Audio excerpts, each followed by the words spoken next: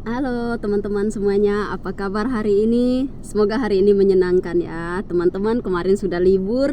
Nah, hari ini kita mulai melanjutkan aktivitas kita. Saya sapa teman-teman dulu sebelum saya melanjutkan aktivitas saya. Nah, teman-teman dimanapun berada, sekarang kita sudah, bagi teman-teman yang lulus dan memenuhi syarat kemarin ya, sekarang kita lanjut ke langkah berikutnya. Walaupun belum cetak kartu ya, tapi teman-teman sekarang saatnya kita untuk belajar untuk persiapan menghadapi tesnya nanti. Nah, di sini saya akan mengajak teman-teman untuk belajar karena terus terang kita bisa menaklukkan tes itu satu-satunya adalah dengan belajar. Jangan berharap keberuntungan. Saya bukan penganut ilmu keberuntungan. Jadi saya mengajak teman-teman untuk belajar.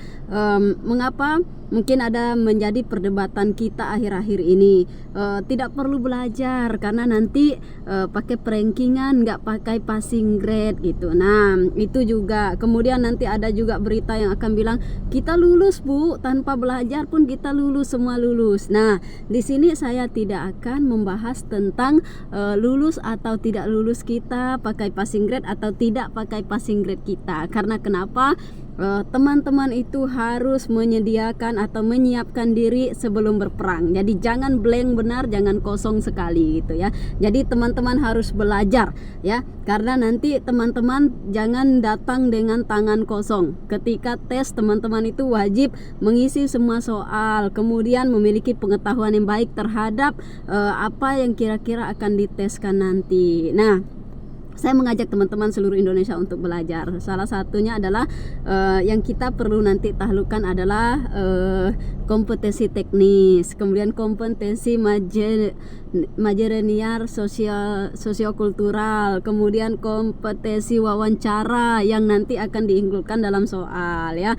Nah, itu yang harus teman-teman pelajari. Nah, di sini saya akan membahas berapa sih kalau seandainya pakai passing grade. Nah, teman-teman mungkin penganut paham tidak passing grade, sehingga teman-teman nanti belajar tanpa arah. Menurut saya lebih baik kita mentarget. Passing grade itu target. Jadi harapan saya nanti teman-teman mentargetkan diri harus berada di atas passing grade. Yang pertama, passing grade untuk teknis. Teknis itu ada 90 soal. Dari 90 soal itu teman-teman wajib benar 59 sampai 60 soal baru bisa melampaui passing grade. Harus 60 soal harus teman-teman mampu benar ya.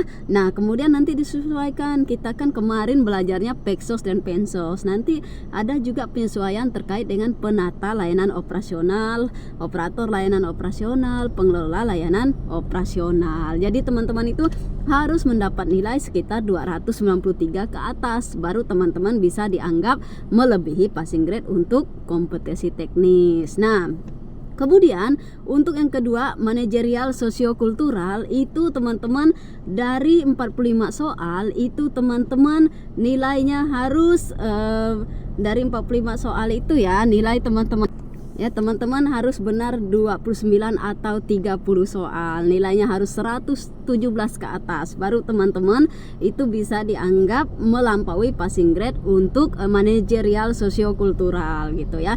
Jadi artinya teman-teman punya target dari 45 soal harus benar 30 soal baru bisa teman-teman melampaui kompetensi yang kedua, manajerial sosiokultural. Yang ketiga, wawancara. Wawancara ini tidak, nanti teman-teman tidak akan dihadapkan satu persatu, tapi teman-teman mengisi 10 soal, isi 10 soal wawancara. Nah, di situ teman-teman diuji terkait dengan wawancara itu. Di dalam wawancara teman-teman nilainya harus 24. Kalau nilai maksimalnya 4 misalnya dalam pilihan A, B, C, D, E, nilai tertingginya 4, berarti teman-teman itu harus benar 6 soal gitu. Jadi itu yang harus teman-teman pahami supaya nanti teman-teman belajar ada target. Kalau belajar aja tanpa target, saya takutnya nanti teman-teman belajar yang sia-sia gitu ya. Nggak ada target, tidak ada passing grade, teman-teman berpikirnya semua akan lulus saja.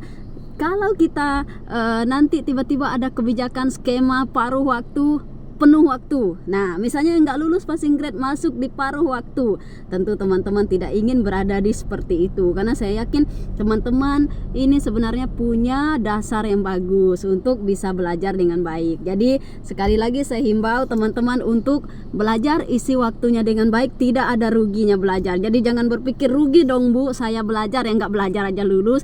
Bagi saya tidak ada ruginya. Kalau teman-teman mau tahu, saya itu punya buku, udah mungkin ada 5 buku yang saya referensikan untuk belajar. Kemudian saya mengikuti pelatihan pengembangan diri dan sebagainya.